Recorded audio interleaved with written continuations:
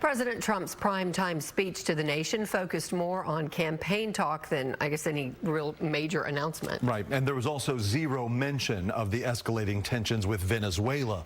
There was, however, a lot of criticism hurled at former President Joe Biden. Fox 4's Amelia Jones is in studio tonight with a recap for us. Hey, Amelia. Hi there, Heather and Casey. President Donald Trump started his remarks by blaming the Biden administration and the Democrats for problems facing the country as he nears the one-year mark of his second administration. He went on to praise his administration's efforts to lower inflation, enforce tariffs, and promised more economic strides in 2026. The president touted his administration's work to pass the big, beautiful bill, lower prescription drug costs, and reduce energy costs. He also mentioned there are more people working today than at any point in history. But it's important to note the U.S. population has grown, and the unemployment rate actually rose to 4.6% in November, the highest in 4 years.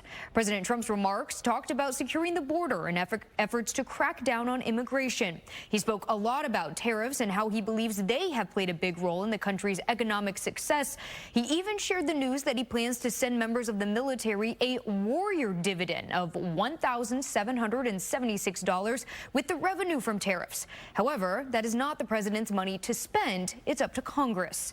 He also touched on health care costs, which is a current debate in Congress. I'm also taking on the gigantic health insurance companies that have gotten rich on billions of dollars of money that should go directly to the people. The money should go to the people. That's you. So they can buy their own health insurance, which will give far better benefits at much lower cost. The president shared he plans to tackle housing reform next year. He also says he expects prices of food, prescription drugs, and energy to decline dramatically and fast. However, the latest polls show Americans are still facing hardship when it comes to affordability in the country, and even some Republicans are upset about the lack of progress on topics like health care costs.